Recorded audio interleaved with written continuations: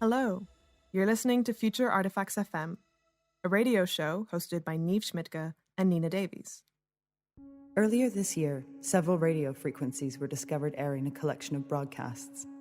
At first, they sounded like regular news stories and interviews. They felt familiar, but also not quite belonging to our present. Slowly, the listeners came to believe that what they were listening to did indeed belong to their world, just not their time. They were looking into the future through the mundane edges of radio recordings and public service announcements. While this material is still being meticulously studied by researchers in various universities and museums, your hosts have managed to gain access to this collection to air a selection of these broadcasts for you, our listeners. For full disclosure, we will not be sharing this collection with you, as this introduction is based on a fictional event. In this monthly broadcast, Future Artifacts FM, we will present speculative fiction pieces by artists and writers, followed by conversation with hosts Niamh Schmidtke and Nina Davies. The programme will focus on fictional works intended for broadcast, such as radio plays or fictional interviews, to carve out a better understanding of the now by exploring various interpretations of the future. Welcome back to our 5th episode of Future Artifacts. So today we are joined by artist Nikolai Azariah. He is a Finnish-British video and installation artist whose practice delves into memory, place, and poetry, navigating myth to make sense of the world. His recent work investigates salt as material and manifestation of poetic meaning. As a juncture of opposites and the essence of corporeality, salt is taken as both subject and framework for his practice. This is viewed through the lens of alchemy, a deeply material and profoundly spiritual practice, combining thoughts of the human soul with experimentation in the laboratory. Restructuring, possibility, and transformation are inherent in the alchemical processes he uses to uncover salt's hidden virtues. Welcome to the show, Nikolai.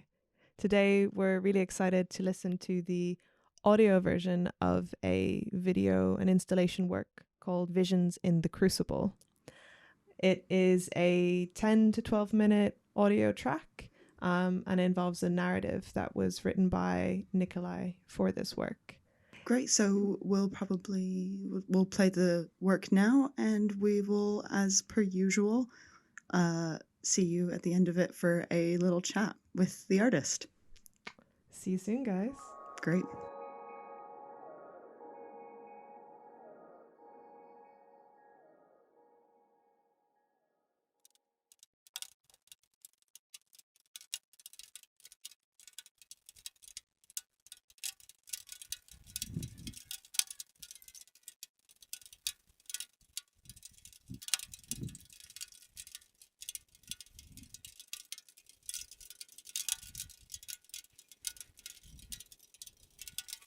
Just below the crystal casing, you could see her eyes flitting this way and that, unable to focus on anything in the immediate, lost in their own world.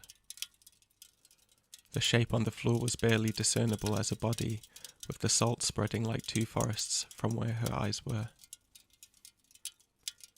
Unwiped tears eventually lead to crystal growth, consuming the face and body. As horrific as it was, we had learnt not to disturb them. I'd been with a group of paramedics who cracked open one of the shells, pulling the inhabitant out of her stasis. As the elderly woman came to, she let out a piercing wail and flew into a frenzy, breaking free of the paramedics and diving back to her translucent casing. Eventually she was restrained and placed on a stretcher, her cry only covered up by the blaring siren as they sped her away.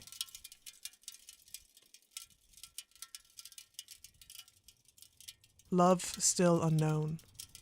Why do you leave me?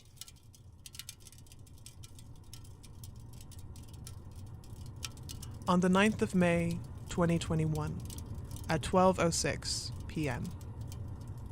At 829 degrees Celsius, the salt is bubbling, with the largest chunk in the middle having melted away. Crucible glowing orange in the heat. As I remove the lid to the furnace, A thin, silvery layer forms on the surface of the molten salt. I grab the crucible with the tongs and pour the shimmering liquid into the oil sand mold, which catches fire in the process. The newly formed cast begins to emit a pinging, crackling sound.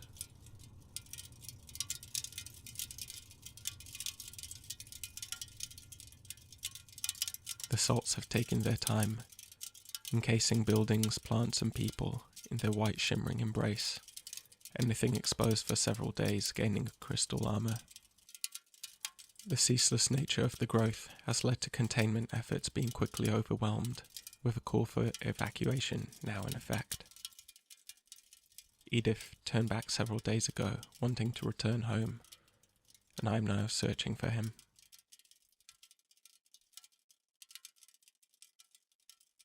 Limbs trembling, I arrive at the top of a hill in time to see the city bathed in the setting sun.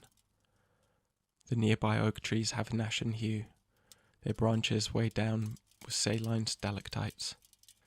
The air is heavy with sound, the salt shifting, cracking and falling off every time a strong breeze blows. Here the crystals are translucent and shimmer in the orange glow of the fading light.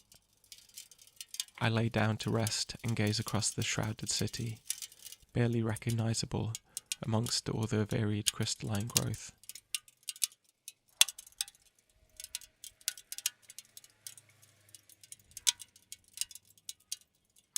Twisting columns emerge from the distant buildings, congregating on rooftops as crops of hair. Only then do I see I am joined by a petrified couple entwined beside me. Envious of the peace on their frosted faces, I close my eyes. I come to my love as dew on the flowers.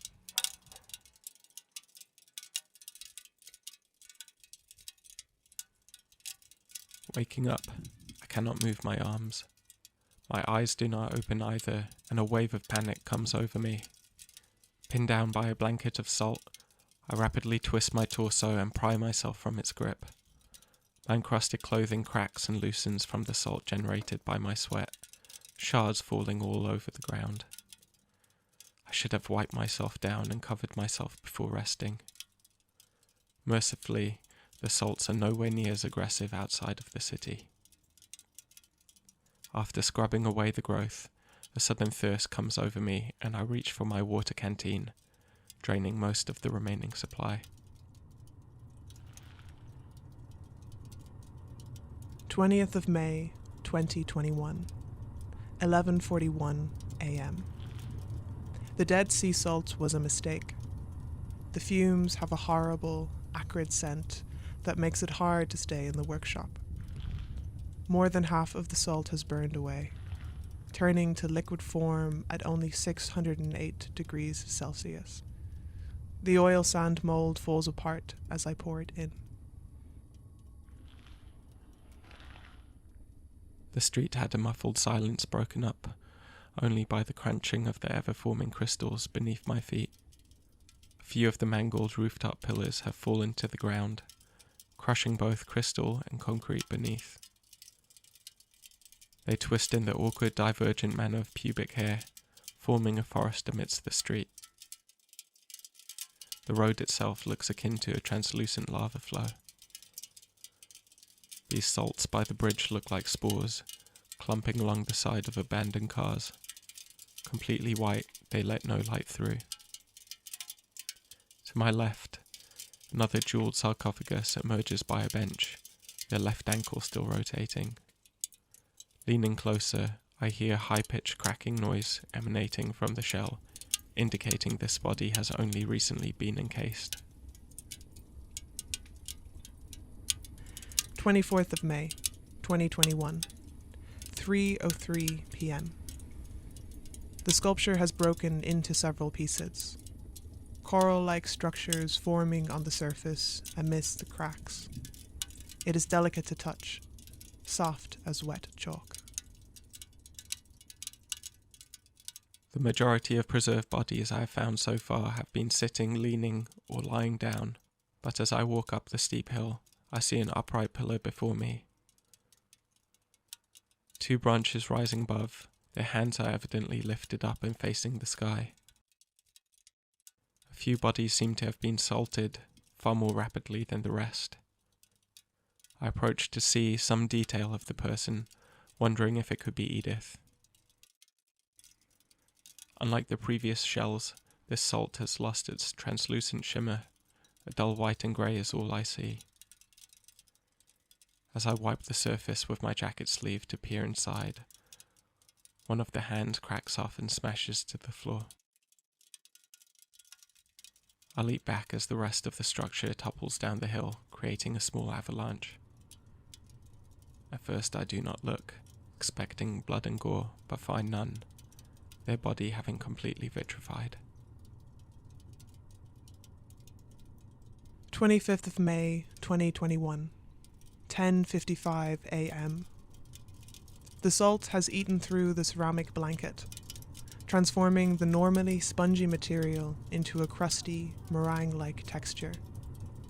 The furnace does not hold heat like it did before, climbing slower and topping out at only 912 degrees Celsius. Not enough for ceramics. We pause for the day and order more of the blanket. Unsure of where he might be, I enter the old school. The building courtyard has layers of glimmering blue crystal fanning out like torn sheets on each floor. Their webbed structure looks so prone to shattering that I barely breathe as I pass through, sidestepping the fallen sheets and smaller blue shards rising from the floor. He is not here.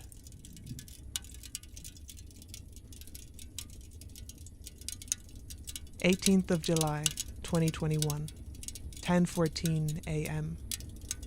On the surface, the salt has done very little. Perhaps the amount, the heat, and darkness have curtailed its growth and possibility. Instead of growing here, the salt has decided to expand into an adjacent room. I tried to cover this up, painting it over.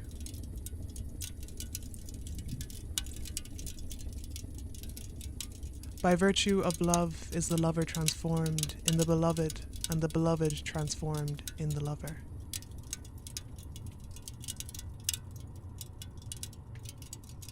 From among the crystal pillars he appeared, silent and still in the middle of what would have been a field. I rush forward and press my face up to the salt, seeing his likeness beneath. Body twisted, his eyes are fixed towards the old school. I feel the rough grains of the shell drying my teary face as I embrace him and kiss his preserving husk. Slumping down next to him, I notice a crack in the side of his crystal casing, no larger than a finger. At first I press my ear to the opening but hear nothing. I try to peer inside. I shout until I grow hoarse but see nothing and hear nothing in return. Can he hear me? Feel the tremors of my footsteps? As the sun rises, can he feel the light changing? I stay kneeling in front of his pillar, my hand tracing the edge of the opening and picking up a piece of the fallen salt. Gingerly I place it on my tongue and let it sit there. Perhaps I did not believe I would find him, and I do not know what to do now that I'm here. No water for some time now, or food for that matter, and my body is starting to make it evident, head ringing in pain. My eyes shift in and out of focus, the white landscape now blinding me in the bright sunlight. Are my eyes tricking me? Has the fissure in his side grown, or have I shrunk? I push myself into the cleft as far as I can. Every now and again I can feel my blood pulsing throughout my body, throbbing louder and louder. The salt stings my eyes as they open, gazing into the crystal shimmer.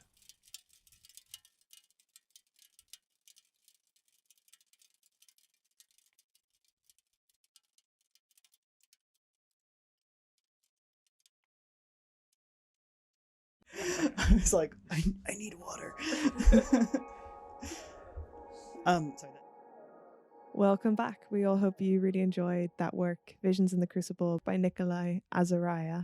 And I guess before we delve into questions, is there anything, Nikolai, you would like to talk about or say about the work before Nina and I start, I guess, asking or prompting you? I guess just throw your questions out. So the first thing I wanted to kind of talk about is the fact that this audio work also exists with a visual component or exists in an installation.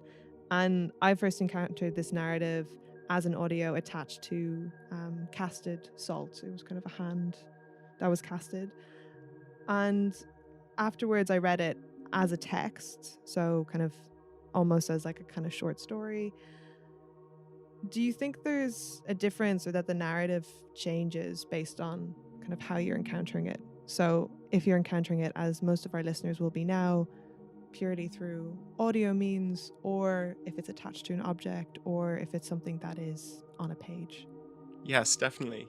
I think there's something really special about how in a spatialized work that you can encounter the piece when and where you happen upon it, and just you enter in the middle of a story and just try and piece together what's going on, and you get all these bits of information slowly fed to you.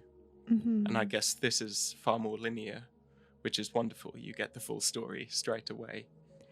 Yeah, because even because I think it was part of an exhibition by Deptford Creek, and the piece had lots of kind of space for the viewer to, or the listener rather, maybe to kind of interact with it. And yeah, there was a sense.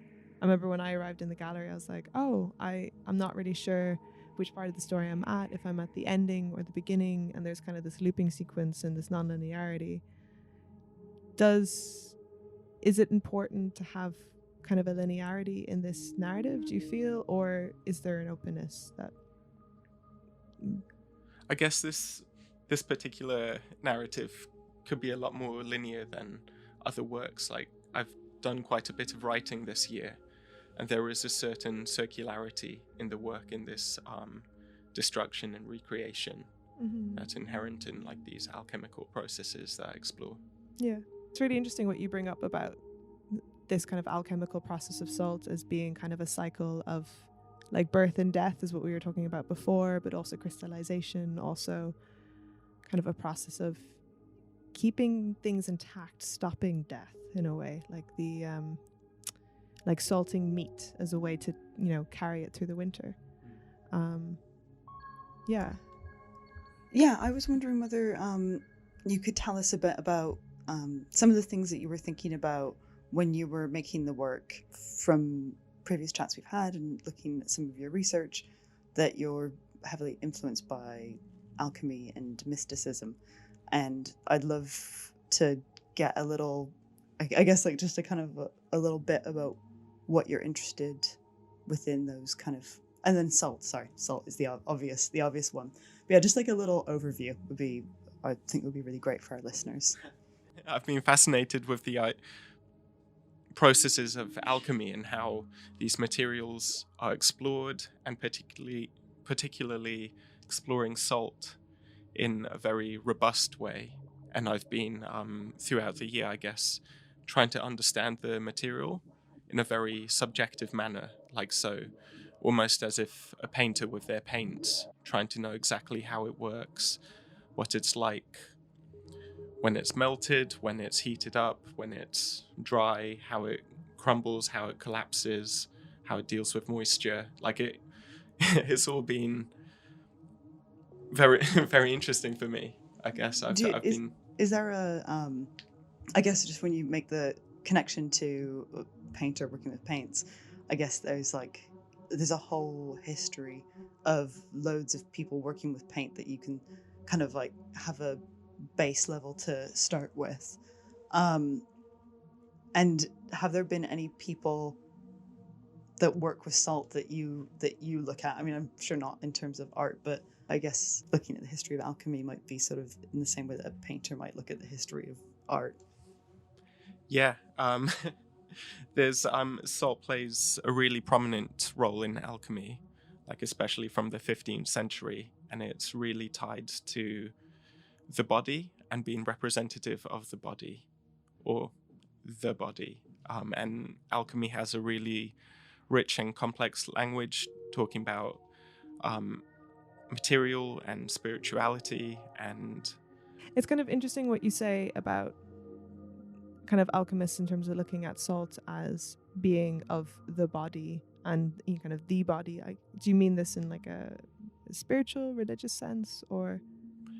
I mean, in a very material sense, in the way our blood, our sweat, our tears, our urine, it's all part of our body, and it's very physicality.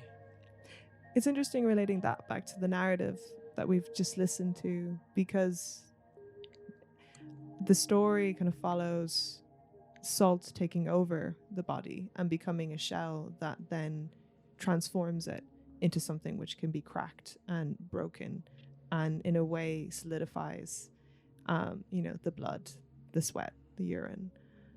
What made you want to, I guess, play around with that relationship that salt has with the body in an alchemical sense? I suppose salt has a wonderful preservative function, and covering the body, and salt was also seen as the shell. So you'd have categories in alchemy for the body, the soul, and the spirit, and that would be broken up like an egg, almost like the shell of an egg, the yolk and the white, and salt would be often seen as the shell. And this covering, with my written work before, I've been looking at different recipes, and there's one particular recipe I've been looking at with meat, which is covered in salt and fabric, and as it's thrown in the fire, the meat creates this salty crust covering it, which to get the food at the end, you have to crack it open to reveal the meal inside. How old is this recipe? I'm curious. I mean, I'm not sure. It was given to me by a friend.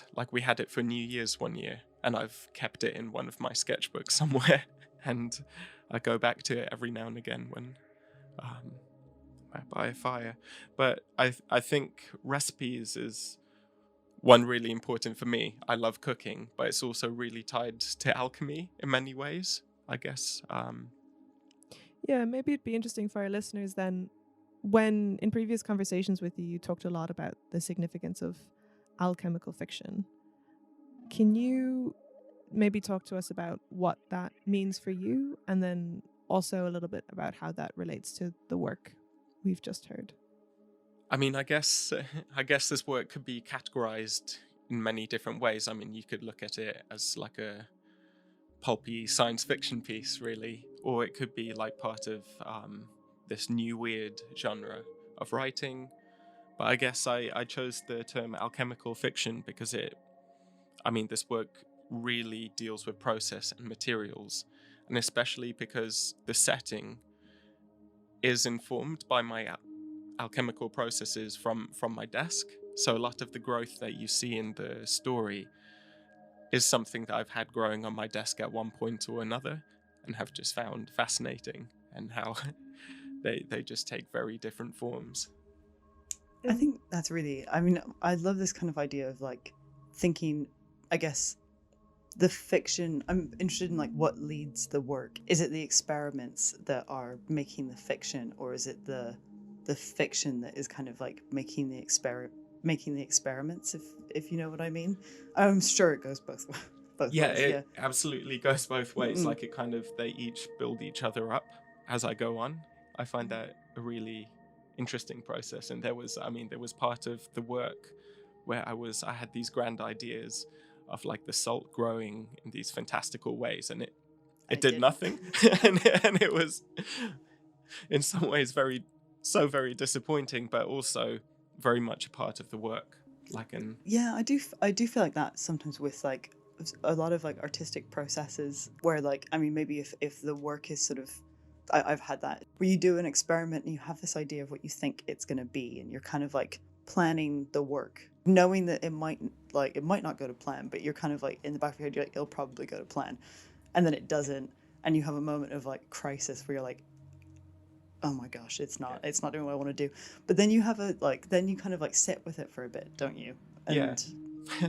And actually in the work there's so many points of failure there, like this crumbling, this falling apart, and I think it's just really wonderful to yeah, has it sort of like made the story kind of go in directions that you didn't think it was gonna go? I mean, like, it's that sort of, it's almost like the game Exquisite Corpse, isn't it? Where you like draw a head and then you fold it over and someone draws a body and you don't know. Is that the name of the game?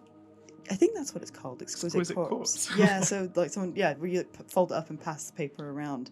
You don't, maybe this is a really bad example, but you don't know where the drawing's going to go. But you end up with this like amazing drawing of this really weird kind of person or not person. Yeah. I mean, it feels like that kind of splicing, the way you're talking about using these experiments, like these very physical experiments that are literally on your desk, and then implanting them into this world. I was wondering if you could talk a bit more about the world that the story is set in. I mean, I kind of love the fact that it comes from your desk, but is there anything else you'd like us to know? Or maybe can you talk about, I guess that process of almost like magnifying and like changing scale from like this kind of small space of like a human desk versus this vast expanse that it feels like the narrative is set in. Yeah.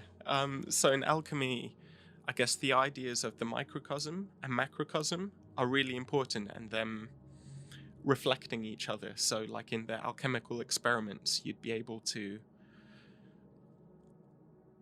I guess, pull out some truth of some truth or some reality of the macrocosm. I'm not sure how to phrase it. Let me try and think for a second. You'd be able to pull out some spiritual truth from it. Oh. What do you mean by that? Yeah, expand, please. I guess I love that there's all these layers in your work, and I'm just curious to like unwrap them a bit more, if that makes sense. So like when you talk about the microcosm to the macrocosm within an alchemical process and how that kind of relates back to the spiritual, what does that mean for you? Okay. Or maybe, I guess, like maybe sort of like, defining like what, maybe a good place to start is like defining how your definition of spiritual, I guess, because that's such a, it can be quite a broad term. If we can take a couple steps back, because I feel like I'm trying to think how to answer that question, because it is layered and I do have... It's big. Yeah, it's big. What does spiritual mean? Well, I think it's... Yeah. What does it mean for you in this context? So if you're taking these experiments from your desk and turning these kind of microcosms, microsystems, expanding them out into this whole world, this narrative, this alternate space, speculative fiction, what does having a spiritual component mean in that instance? Yeah, so I guess the microcosm and macrocosm was really important for the laboratory, because that was essential for alchemists. It was the site of engagement with actual substances, taken as the only way in which deeper meaning might be revealed. Mm-hmm. And deeper meaning is this mystical meaning? I guess there was like a really speculative theology that alchemy developed. They'd have a complex language combining research of materials with writing on the body, soul and spirit, the human microcosm. Is this because also, I guess, would you say 15th century this was happening? I guess, like, was it because science and religion like weren't necessarily like sort of two, I mean, they're still not two separate forms of study, but there wasn't, that they were much more like married together. Yeah, exactly. So these forms of investigation would be spiritual processes. for many of the alchemists. And you'd have specifically you'd have mercury and sulfur becoming emblematic of the spirit and soul. And in the 16th century, around then, the notion was popularized that salt was the body and the principle of fixedness and solidity. It's interesting that there's like sort of these, I guess, like sort of symbolisms and iconography behind these materials, as opposed to science, where there is sort of, I would say, like nowadays, like there's less iconography or symbolism in these sort of, or maybe there's not. I'm not a scientist. But yeah, this sort of like salt is the body, and like I think all of these. Because I was looking up a bit about alchemy before we recorded, and I realized I just thought alchemy was like another word for science, and then came across it, and it was like there was this whole thing that I had no idea about, where they had like, I didn't go super into it, but they had like secret languages, and like the way that they like recorded stuff, that there's certain symbols that still some people can't read and they don't know what it's like. All very like inconspicuous as to what they were trying to achieve. That's what some people do think. Yeah, I mean, I really love the cryptic languages around it. Like there's I guess it was a very subjective practice, and like in terms of spirit, like I guess spirituality and theologically, like they were intertwined. They were just intertwined. Yeah, they were so intertwined. Whereas like maybe, well, not maybe, in science you're making universal claims. There's a separation of the mind and the body with science now. So like the idea that the body, like the soul, is something separate. So like new medicine that started in the 17th century, the dissecting of the body only came around from like concepts of mind and body should be separated, because if they're separated, there's no moral problem with like opening up a body as if it's like a car, like you're taking a look at the mechanics of it. Whereas I guess before that, where we're looking at alchemists' work, is that those things are working together. The science of the body is a sacred thing, and we're not so sure about where the spirit and the body divide, or if they do divide. Yeah, and it was this wonderful investigative practice, and I mean, because of its obscurity, like it would, I guess, it was a lot more experimental and often treading the line of heresy, and it was only the obscurity that really would keep the alchemists safe from religious authority. The obscurity. So what, like sort of by, I guess by the cryptic being... languages and so on that are built into it. Right. So it had to be secret. I mean, what you're saying there, Nita, is making me think of this really incredible story you told us about this woman who was kind of drowning her children in blood because no, sorry, I've got the story wrong, but it was kind of, the idea was that the blood was Christ, and it was kind of, there was no separation between the body being just a body. It was a body in relation to mystic practice. Tell us a story. Yeah. Okay, so there's one mystic who I focus on, Angela of Foligno, and she has this, I mean, her writing is wild, and there's a lot to do with the presence of God and so on. But a lot of around the 12th and 13th century in Europe, there were a number of female mystics focusing on the body and somatic experience, and there was often a particular focus on the fifth wound of Christ, which was where he was pierced before to kill him through his rib cage. And this wound was, I guess, seen as a point of death, but also a point of birth for the church and so on. And this, a lot of depictions in medieval painting would depict it as a vulva or vagina, and further enhances this birthing point. And she writes in it several times about Christ visiting her in visions and showing her his wound and then asking her to drink from it. And finally she enters his wound, and this idea of entering the wound, and that keeps coming up as a motif. Well, I guess entering the wound in a way like entering a womb, like a space of birth too. Yeah, exactly. And then there's one particularly grim section later where she imagines her readers as entering Christ's womb, and she writes about their blood-covered faces and how filled with joy she was. And it sounds like the beginning of a horror story in contemporary society. Yeah, doesn't exactly. And I mean, for contemporary readers, it would have a very different effect. But I guess all the spiritual language from that time would point to like the blood as a salvific medium, I guess, like this cleansing power it had.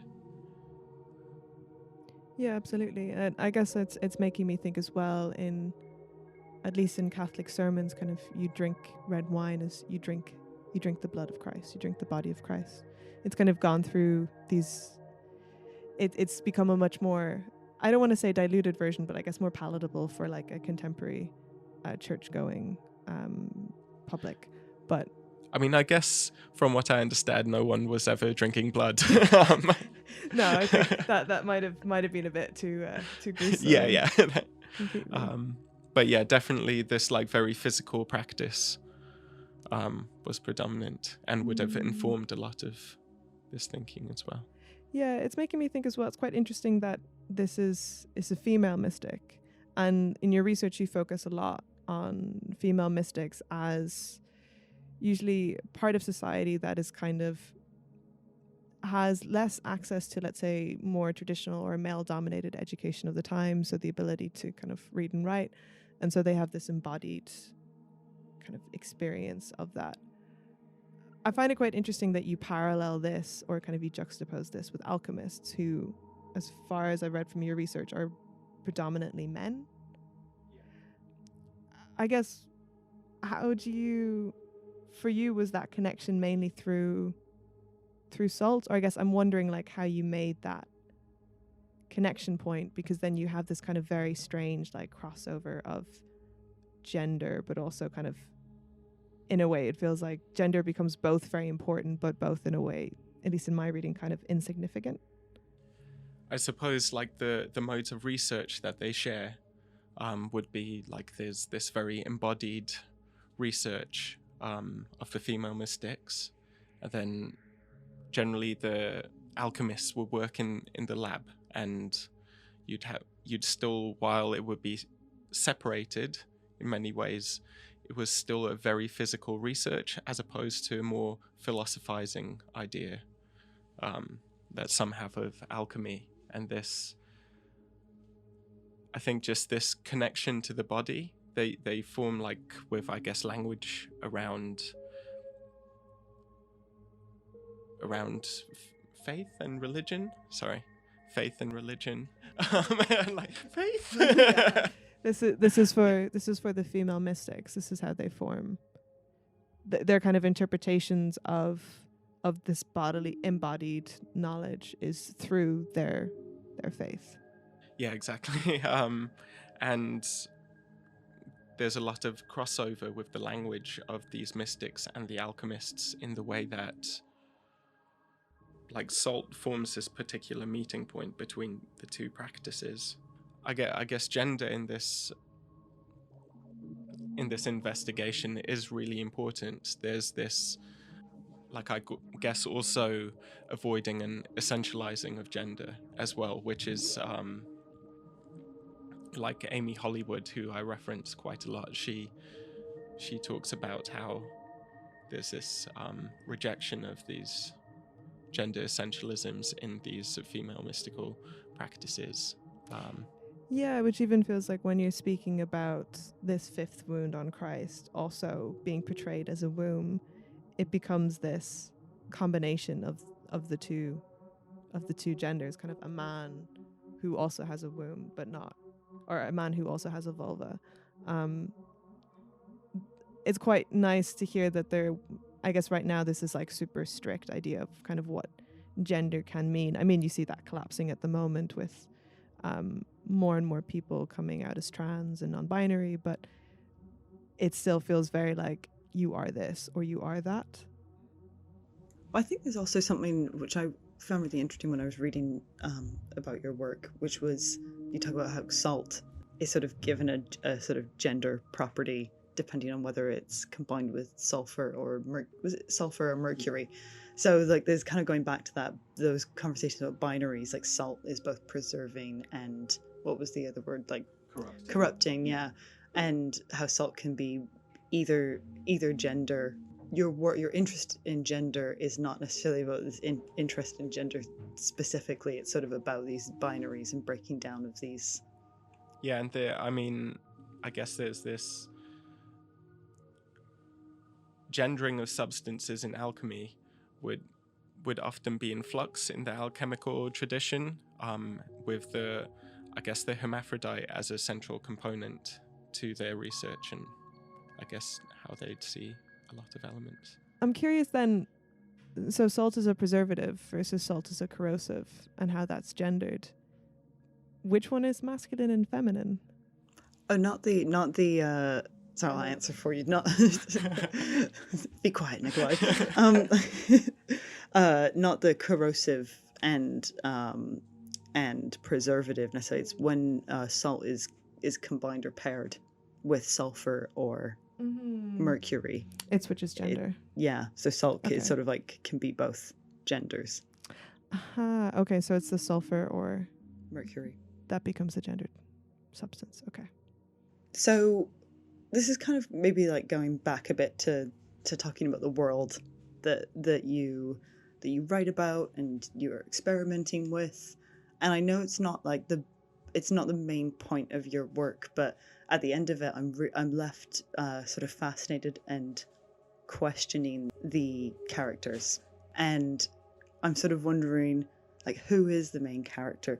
Because I mean, not to go back to the gender conversation necessarily, for a bit of it, I was unsure whether the protagonist was a woman, and I know that you don't necessarily have an idea of where she's come from and who she was before the story started and who she'll be after. But I was wondering whether these characters that you've written about come from anywhere. Yes, yes, they definitely do. I guess that's the difference with seeing it written down and having it spoken. I guess you make assumptions on gender a lot easier when hearing a audio work. And I guess in my mind, the main character is many things. They're an alchemist or the alchemist. There's so much tied in the writing, but there's a lot of personal anecdotes that come out and so on, and then these larger myths that are entwined. So there's a few characters entwined in that. And how did you did it sort of just come in the same way that like you're responding to the experiments on your table? Did this character just sort of come to you as you were writing it? Are you the character? Like, are you the main character? I guess I've been writing this year quite a lot, and there's been a lot of twisting narratives around salt and collecting all these different stories connected to the material. And I think I've been trying to tie them together in different ways and having them follow a certain path, and I think a lot of that has informed this story. So you've got... Would you say that the salt is a character in the story? Yeah. Yes, very much so. I mean, influencing everything, really. Some of the mystics who I've researched also portrayed in the narrative. Yeah, I remember seeing the piercing scream of the old lady. Yeah, and that's connected to Angela Foligno again. Who we were just talking about. She had this moment when entering a church, she felt the presence of Christ leave her, and it was this, she lets out this absolute piercing, mournful wail, filling the space, and a lot of people felt that was demonic possession, but it was this intense experience of loss. We were talking the other day about how the story feels like really dystopic. I'm linking this to, I guess, fiction, or like normal sort of speculative fiction, or just fantasy. But usually we think about like aliens coming down to, like, there's always a sort of intent, and there's a sort of evil, something that wants to take over, annihilate, destroy, or whatever. Whereas with your work, the salt isn't, it's ambiguous. It's definitely a sort of dystopic world that you've created, but we're not so sure whether like the salt has any intent behind what it's doing. I mean, it definitely has intent. What that intent is and how we can measure that, I don't know. What that is, I guess in some ways is so beyond our comprehension. And maybe leaving it as that, like, I think it's very easy to, I guess, put it in one camp or the other. I'm not sure where. I know, but I guess it's sort of interesting with you at your table. So there's sort of still this kind of like, I guess you are, not that I know much about the divine or religious stuff, but you were sort of kind of this divine agent in the process of like you're sort of making the experiments happen, and everything's I'm sure that's not what you're trying to do. This is making me think back to the beginning of this, how you were talking about your research and the combinations of things, of kind of salt and alchemy and mysticism as being subjective as well. And I feel like starting to write a story or a narrative from your desk is one of the most subjective things you can do, because it's all your own observation in that way. I mean, it's not. I mean, also, I guess this going back to like subjective kind of embodied knowledge too, of course, would be. And then the alchemists, I'm curious, was there any sense of them trying to make objective knowledge? Because, I mean, at least I'm thinking about a distinction between alchemy and science, is science is attempting to be objective, or is assuming that it is. Yeah, I think those assumptions, I guess, towards the end when it started to shift into chemistry, became a lot more important, and I guess that would signal the divide, really, when you'd have more of these, trying to make these empirical truths. Yeah, I guess having the subjective space gives more room to think about the divine or the mystical or the embodied as well. I'm just loving the term new weird, but this idea of like using sort of like normal science fiction, but not stuff that would happen in this world, so it can kind of go beyond our current conceptions of science, or like the limits of our knowledge. Basically, it can go beyond that. I mean, I guess that's the wonderful role of fiction, in the way that it can approach these ideas of the unknowable, which I find so interesting, and why I guess I've used it as a tool. I think fiction is such a perfect tool for this, like to unpack these ideas and approach it sideways. Yeah. In a way. One thing that we're kind of following up on a lot in this show is both this idea of like a near future, or like a future that is kind of ambiguous as to when it's going to happen. But so I guess I'm curious to ask you about, do you see this as being a future world, or is this just an alternate version of the present? And then on top of that, it feels quite dystopic, but also there's that question of intent, and it's kind of, how can it feel dystopic if the intent is not clear? So I guess I'm curious about kind of what kind of future or alternate version do you see this as being set in? Well, I suppose the world only appears dystopic to those who aren't covered by the salt. The people in the salt generally seem quite happy about it, but I'm not sure where this world occurs. I think nothing. Yeah, that wasn't a particular concern of when and when this occurs. Like there's particular locations that I know and I've traveled and are particular to me, but I wanted to leave it as open as possible. Like it's Yeah, because I guess that's what I was kind of curious about in it. Like it feels like this space to explore salt within your research, within its connection to speculation and to mysticism, but also in this kind of very strictly alchemical, kind of quite literally inspired by and coming from actual observations, which in the text version at least is really interesting to read. It's kind of punctuated by kind of alchemical notes in a way from May of 2021. Even though this world is like, this does not feel like our present, I don't really want it to be our future either. Yeah, it's funny because I was thinking about how much detail to include, and there's like this very like clear in my head, like this, I guess, walking through Greenwich, coming down, walking past the creek, Deptford Creek, and into New Cross throughout the story. But that's important for me, but not necessarily for the audience. But there's like particular journeys on that are very important to me. So was the narrative almost in a way kind of constructed through this walk? Yes. Okay. That's interesting. I didn't know. yeah. Obviously, I didn't know about the walk, but it's really interesting that you said it, because there's some parts that I think in my head it was maybe like set in New York, because I feel like so many dystopic things are always set in New York. They are, aren't they? But like I felt like some of the vistas that you create are like the same. I totally got that picture in my head of like, you know, Greenwich being able to look at Canary Wharf, and which is kind of a very New York thing. Yeah. Seeing like all these big buildings, like I could have been in Greenwich. Actually, I didn't have to be, not Greenwich, New York, Greenwich. Yeah.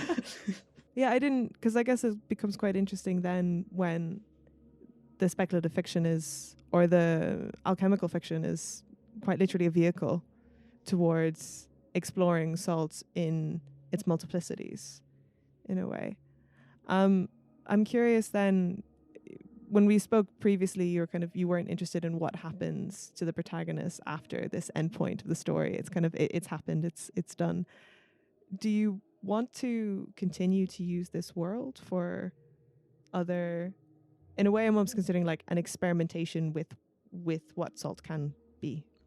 Well, I feel like this narrative has changed so much. Like it's taken many different forms, and I think that's what's really interesting to me, and how that changes in each form, and like how, I mean, the narrative changes depending on location and so on, and I've been building on it for quite a while and changing, and I mean, just editing it down.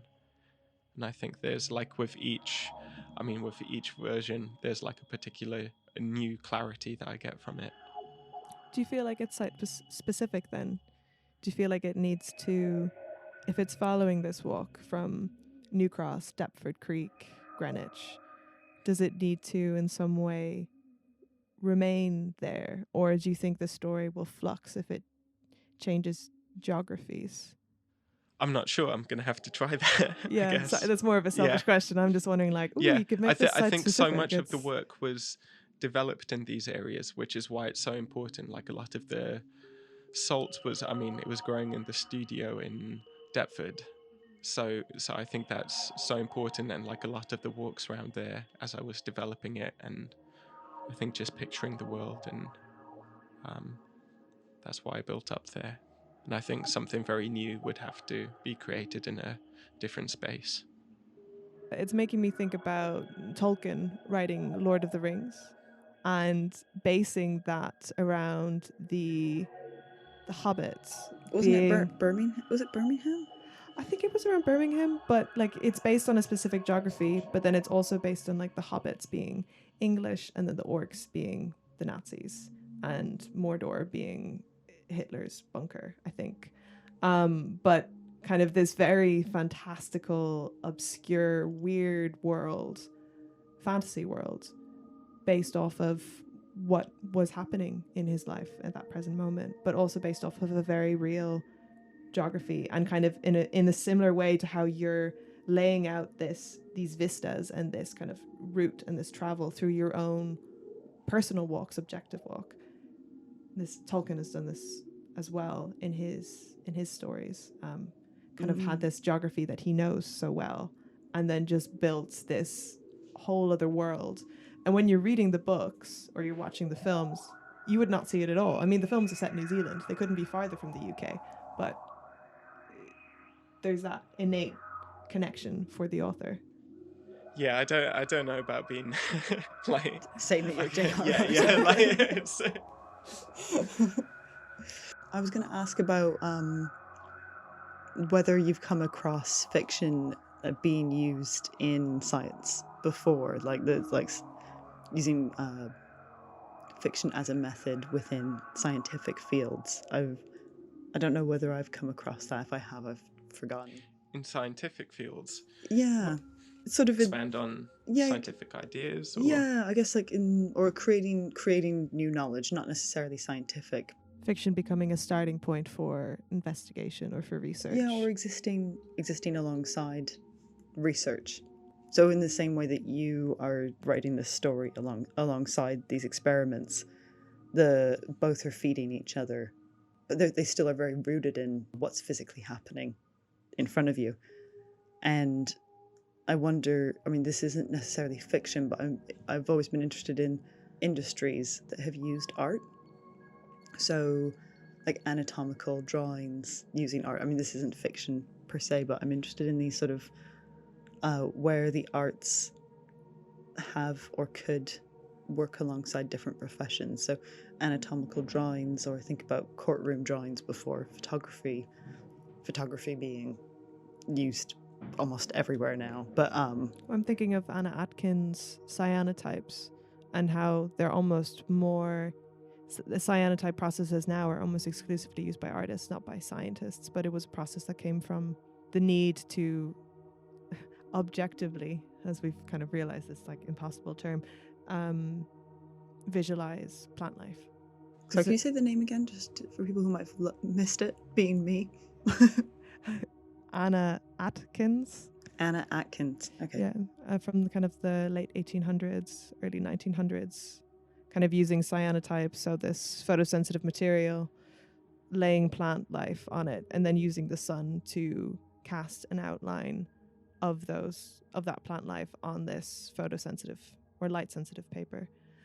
But I guess maybe, Nikolai, going back to you, in your research in salt, have you, or in alchemy even, was there a sense of like, I don't know, inspiration coming from? I mean, I guess like very directly in alchemy, you have these wonderful illustrations that are depicting these processes that they're working through these, I guess, allegorical visuals, but like very, I mean, again, very cryptic and can have a multiplicity of meaning, which is also very important to alchemy. But though, I guess that directly answers your question there. Yeah. And I think that plays a large part in my process as well. Having art. just cut the having. Thank you so much, Nikolai, for joining us and sharing your work.